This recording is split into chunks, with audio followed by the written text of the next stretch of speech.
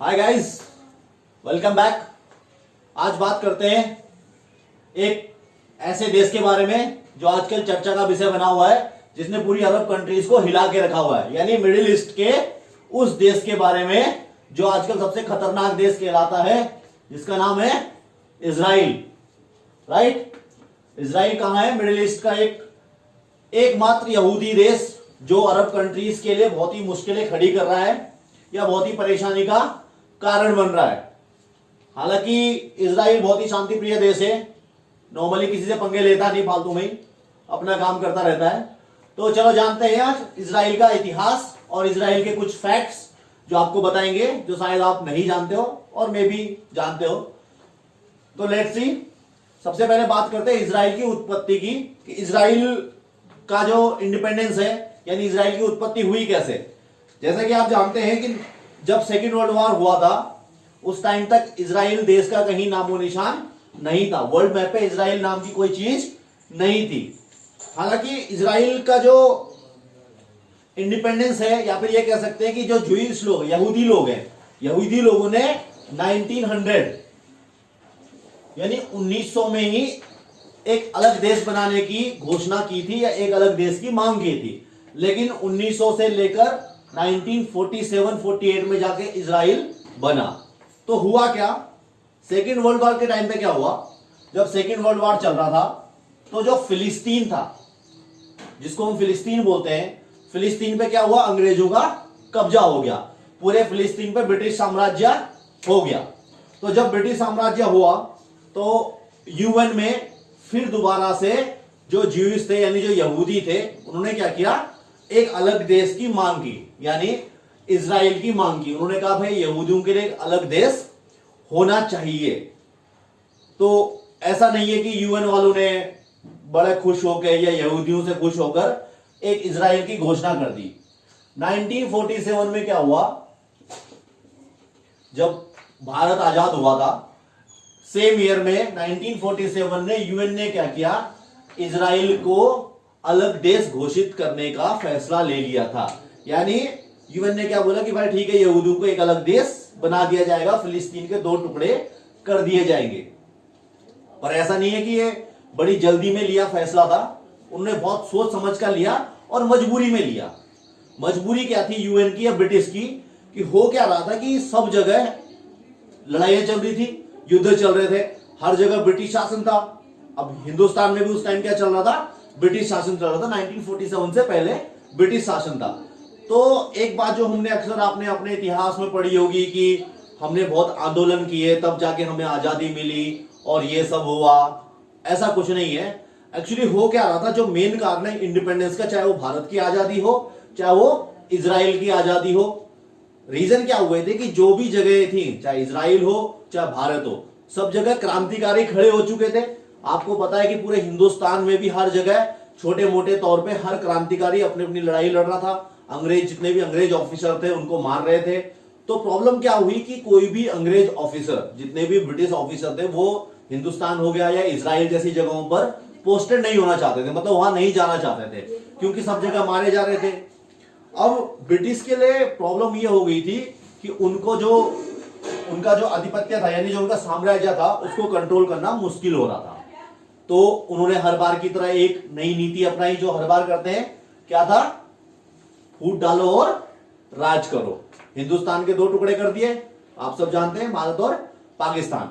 और इजराइल का भी उन्होंने क्या किया, फिलिस्तीन को भी 2 भाग में बांट दिया, फिलिस्तीन और इजराइल। तो आपको ये जो दिख रहा है, ये जो व्हाइट वाला पोर्शन है, ये है फिलिस्तीन वाला पोर्शन एज पर यूएनओ, यानी अंग्रेजों ने जो डिस्ट्रीब्यूट किया था कि भाई ये वाला इलाका किसका होगा, फिलिस्तीन का होगा। और ये जो आपको लाइनिंग दिख रही है, ये किसका होगा, यहूदियों का होगा, यानी ये होगा इजराइल। तो ये भी ऐसे बांटा गया था कि ये भी आपस में, हम आपको भाई आजाद तो कर रहे हैं, जैसे हिंदुस्तान पाकिस्तान को कर दिया कि भाई 2 मुल्क तो बना दिए, लेकिन आप दोनों हमेशा लड़ते रहोगे। तो सेम कहानी यहां भी हुई कि ये दोनों आपस में लड़ते रहे। अब हुआ क्या कि ये तो था 1947 का। अब इजराइल यानी यहूदियों ने क्या किया, यहूदियों ने 14 मई 1948, यानी डे ऑफ इंडिपेंडेंस। 14 मई 1948 को इन्होंने क्या किया, सेल्फ डिक्लेरेशन, यानी खुद ही जो है अपने आप को स्वतंत्र देश घोषित कर दिया। इजराइल ने बोला भाई आज से हम स्वतंत्र हैं, तो इन्होंने खुद को क्या किया, स्वतंत्र घोषित कर दिया। अब प्रॉब्लम खड़ी हो गई, अंग्रेजों ने तो कुछ नहीं बोला, लेकिन जो अरब कंट्रीज थे यानी फिलिस्तीन, सऊदी अरेबिया, इजिप्ट, ऊपर से सीरिया, जॉर्डन, इन्होंने सबने क्या किया, इजराइल पर अटैक कर दिया। यानी 1948 जिस दिन से इन्होंने अपने आप को इंडिपेंडेंट घोषित किया उसके अगले दिन से ही लड़ाई शुरू हो गई। अब ये लड़ाई चलती रही तकरीबन 9 महीने, 9 मंथ ये लड़ाई चलती रही। तो 9 महीने की इस लड़ाई में हुआ क्या कि जितने भी ये अरब कंट्रीज थे, चाहे सऊदी अरब हो, इजिप्ट हो, सीरिया हो, जॉर्डन हो, इन्होंने क्या किया, इजराइल को हराने की कोशिश की, लेकिन इजराइल का कुछ नहीं कर सके। इजराइल ने क्या किया, ये जंग या ये लड़ाई जीत ली। अब उसका नतीजा क्या हुआ, उसका नतीजा ये हुआ कि जो ये आपको पहले एरिया दिख रहा है आपको, जो इजराइल का था और जो फिलिस्तीन का था, अब इजराइल ने बोला भाई बहुत हो गया मजाक, अब जब लड़ाई लगी गई है तो इजराइल ने इस पूरे एरिया पर कब्जा कर लिया। अब बच गया सिर्फ ये वाला इलाका, और इसको थोड़ा अगर बड़ा कर दे तो ये वाला इलाका, इसको बोलते हैं आज वेस्ट बैंक, सब लोग जानते हैं। और ये वाला इलाका जो ये बच जाता छोटा सा, ये हो गया आपका गाजा, यानी गाजा पट्टी जो आजकल सुना होगा, जो अभी कुछ दिन पहले लड़ाई चली थी, ये हो गया आपका गाजा, और ये हो गया पूरा का पूरा वेस्ट बैंक। अब इस वेस्ट बैंक में एक सिटी आती है जो कि सबसे मेन है, जेरूसलम। जेरूसलम का नाम सबने सुना होगा। इस जेरूसलम का भी एक कहानी यह है कि अंग्रेजों ने क्या किया, इस जेरूसलम को किसी को डिस्ट्रीब्यूट नहीं किया, न तो यहूदियों को दिया न फिलिस्तीनियों को दिया। उन्होंने बोला भाई ये जेरूसलम वाला जो इलाका है ये किसके अंडर में रहेगा, ये रहेगा यूएनओ के अंडर में। तो इसको कर दिया सेपरेटेड बॉडी, यानी ये कहीं का नहीं है, ये यूएनओ के अंडर में डायरेक्टली रहेगा। बट उस टाइम उन्होंने बोला था, but for the time being अभी के डेट में क्या है, आज इस पर किसका कब्जा है, मेनली इस पे इजराइल का कब्जा हो चुका है, यानी इजराइल का ही गवर्नमेंट है, यहां पे इजराइल का ही कंट्रोल चलता है। हालांकि फिलिस्तीन वाले बोलते हैं कि भाई कुछ इलाका हमारा है, पर एज पर अभी जो प्रेजेंट सिचुएशन है उसमें क्या है, इजराइल की ही गवर्निंग बॉडी वहां पे काम करती है, इजराइल के ही मेयर वहां पे चूज किए जाते हैं। तो ये था इजराइल का हिस्ट्री।